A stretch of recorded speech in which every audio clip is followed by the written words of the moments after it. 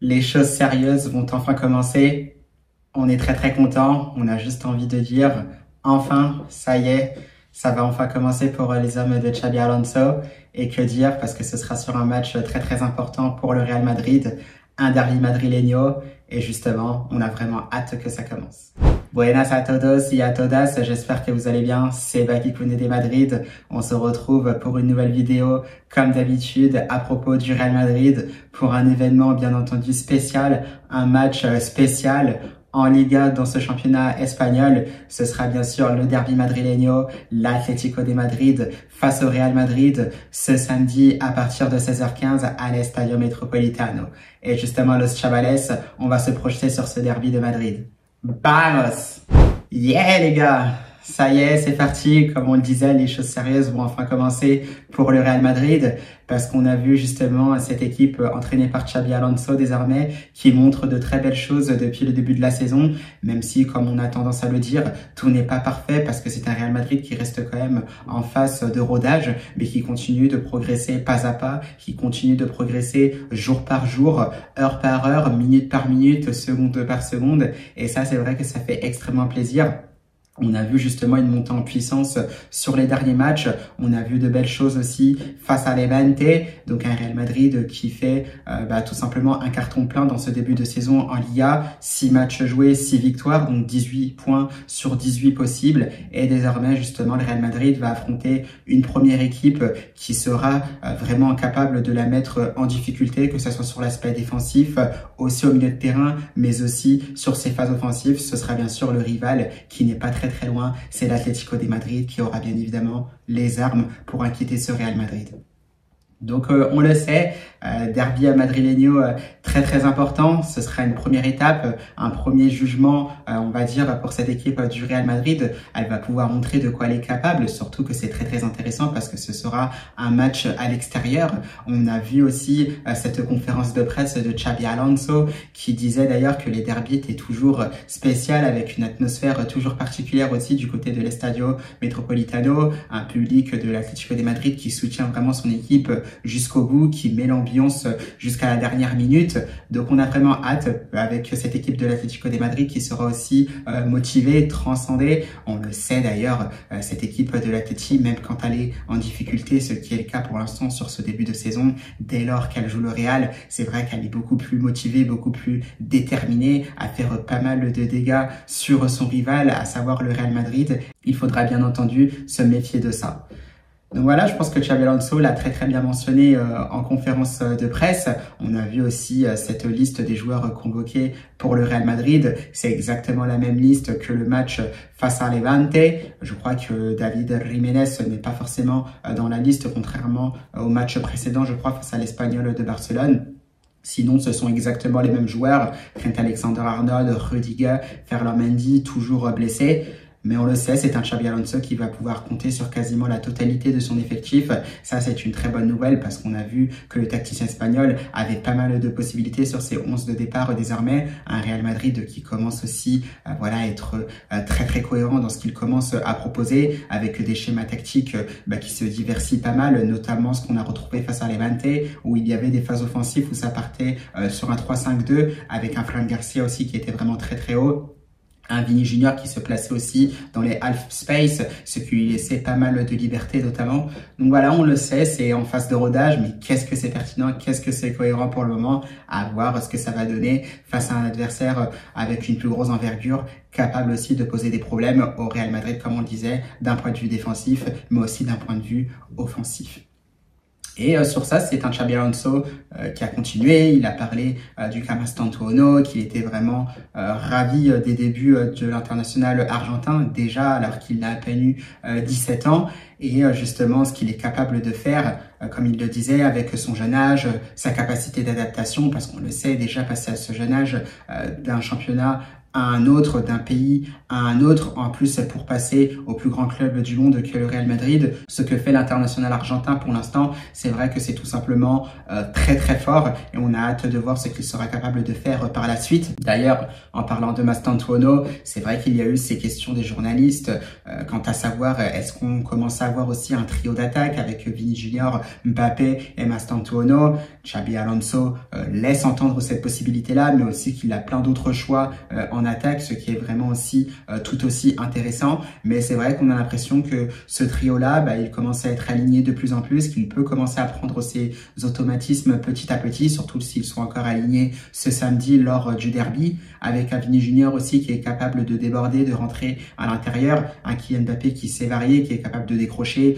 de demander des ballons en profondeur. Bon, c'est vrai que ça reste un peu plus compliqué dans le jeu en pivot. Et puis à droite, on a un Mastantuono qui n'est pas forcément un joueur de débordement, mais qui sait s'intégrer justement à l'intérieur pour venir combiner notamment peut-être avec les milieux de terrain, apporter aussi une supériorité numérique dans notre jeu, combiner, parce qu'on a vu que c'était l'un de ses points forts aussi, faire des 1-2 avec ses partenaires et arriver lancé justement pour créer des choses avec sa patte gauche. Donc ça, voilà, c'est très très intéressant. On sent qu'il y a de la variété dans ce trio d'attaque du Real Madrid. Donc finalement, à voir ce qu'il se passera par rapport à ce trio-là. Et ensuite, derrière, nous avons Jude Bellingham. Alors, est-ce qu'il sera intégré dans le 11 de départ? C'est vrai que c'est une excellente question. Parce qu'on le sait, c'est un Jude Bellingham, comme vous le savez, qui revient de blessure, mais qui commence à reprendre du rythme petit à petit. Je pense qu'il lui faudrait aussi davantage de temps de jeu. Mais toujours est-il qu'on a vu, notamment lorsqu'il est rentré face à l'Espagnol de Barcelona, ce qu'il était capable d'apporter dans l'entrejeu.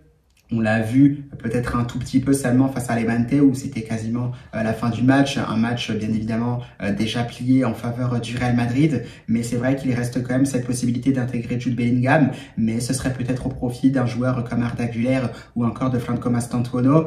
Donc pas mal de choix pour Xabi Alonso. Mais comme on le disait, comme je le disais aussi dans de précédentes vidéos, c'est tant mieux parce qu'on ne veut pas forcément voir un Real Madrid avec un manque de possibilités, un manque de choix au sein de son effectif, là voir tout le monde disponible avec un Xabi Alonso justement qui a pas mal de choix. Ça visiblement c'est ce qu'on veut et on a l'impression aussi que nos adversaires ne savent pas forcément quelle équipe va aligner Xabi Alonso, quels éléments exacts, et ça je trouve que c'est vraiment pertinent parce qu'on peut vraiment frapper de tous les côtés désormais et ça fait extrêmement plaisir, mais il faudra que ça se stabilise, il faudra que ça se montre au travers des résultats du Real Madrid, ce qui est pour l'instant le cas. Maintenant, face à un plus gros adversaire, on attend que ça se confirme également.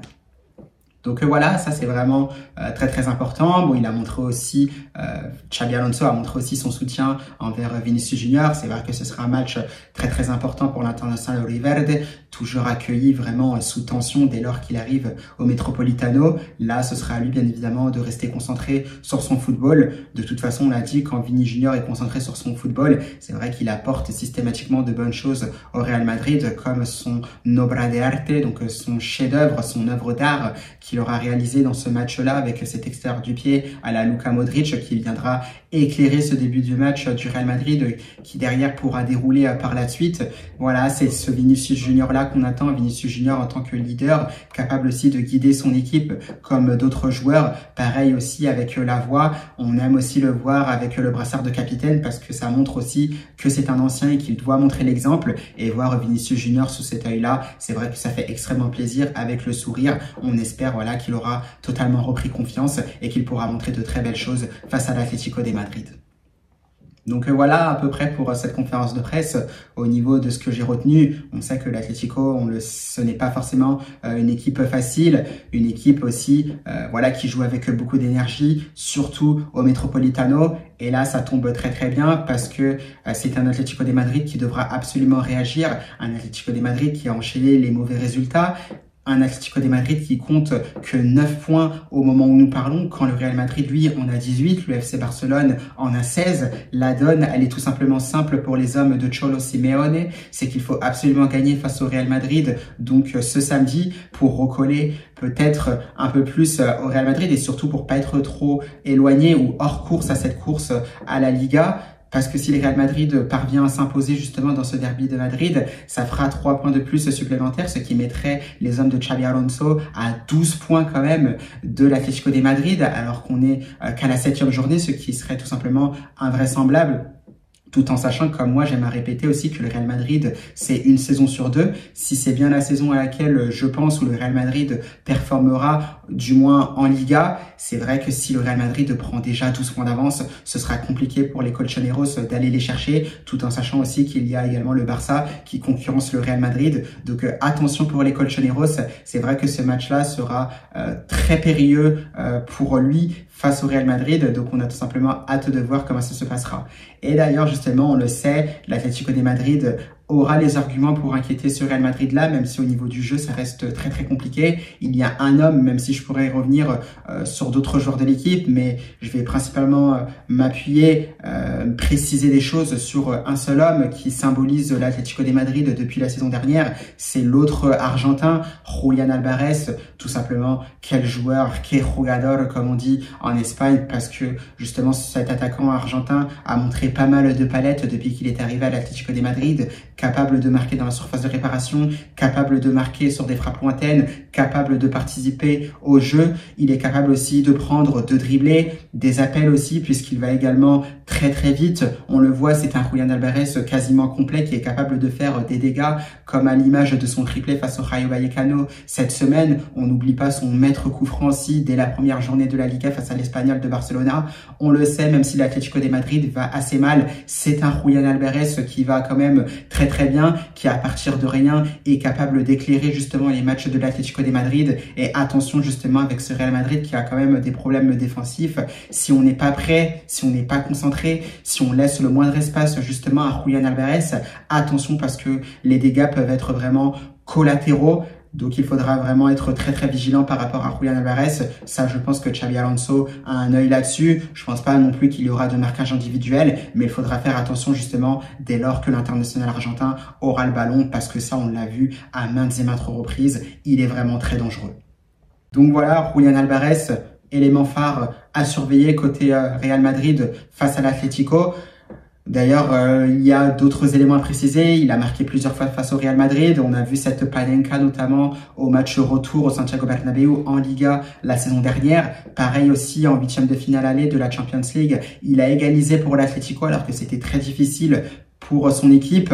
Il vient justement, comme on dit, sortir du pétrole au milieu du parking. Cette frappe enroulée justement lucarne opposée de Thibaut Courtois, poteau rentrant. Donc voilà, comme on le disait, Julián Álvarez, c'est vraiment un joueur super qui est capable de faire la différence à n'importe quel moment et il faudra le surveiller attentivement. Surtout qu'à côté, il y aura aussi de bons joueurs comme Antoine Griezmann à côté, même si ce n'est pas forcément sa meilleure période. Il y a Sorloth aussi qui est capable de parfaitement jouer en pivot, qui peut être assez agaçant pour le Real Madrid.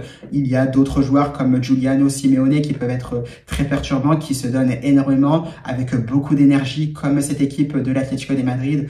Donc vraiment attention à ça. Mais Julián Álvarez, élément à surveiller pour le Real Madrid, ça c'est vrai que c'est indéniable. Donc voilà, on a ces points entre le Real Madrid et l'Atlético pour ce derby des Madrid. On a justement les enjeux avec un Real Madrid qui peut déjà s'échapper par rapport à son rival madrilène dès ce samedi. Un Atlético de Madrid qui peut resserrer justement à 6 points, ce qui serait vraiment aussi très très important dans cette course titre à la Liga, parce que avec 6 points d'écart jusqu'à la fin du championnat, il reste encore pas mal de possibilités, surtout qu'il reste un Atlético face au Barça, un Real Madrid aussi qui doit jouer face au Barça, du moins sur cette face aller. Donc tout est possible. Donc il est important pour les colchoneros de s'imposer, mais pour nous les Madrilènes, le Real Madrid, il est important également de gagner parce qu'on peut mettre déjà fin aux espoirs de titre entre guillemets de l'Atlético de Madrid, même si c'est vrai, comme on le disait, il reste vraiment beaucoup de journées dans cette Liga. C'est vrai que 12 points d'avance, ce serait énorme entre les deux équipes. Mais voilà, rien n'est fait. Il y a d'abord un match à jouer, à voir ce qu'il se passera. Mais je garde confiance en mon Real Madrid. On a envie de les voir enfin face à une grosse équipe qui est capable de lui proposer surtout une opposition digne de ce nom.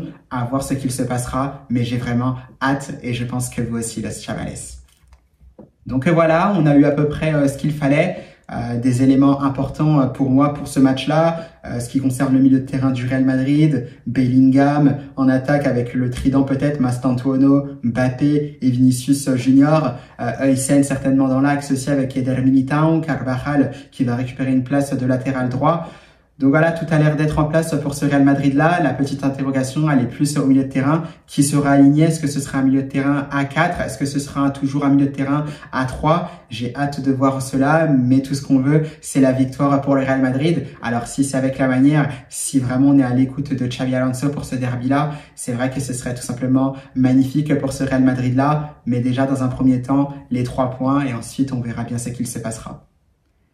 Donc voilà, Los Chavales, je vais pas forcément trop en rajouter pour ce derby des Madrid. Tout ce que je sais, c'est qu'on veut que ce match commence. On attend, comme je disais, cette victoire. Et surtout, on veut justement un beau match. Parce que l'Atlético de Madrid a quand même des joueurs de qualité, comme nous le savons. C'est vrai que par moments, elle produit un peu à ce qu'on peut appeler un non-football, alors que pourtant, là, les qualités, on aimerait qu'elle propose un jeu aussi digne de ses joueurs, tout simplement, qui ont aussi du talent. Il faut savoir le reconnaître, notamment devant avec Julián Álvarez. Donc, on espère tout simplement que ce sera un beau match, avec quand même, j'espère, une victoire du Real Madrid à la clé.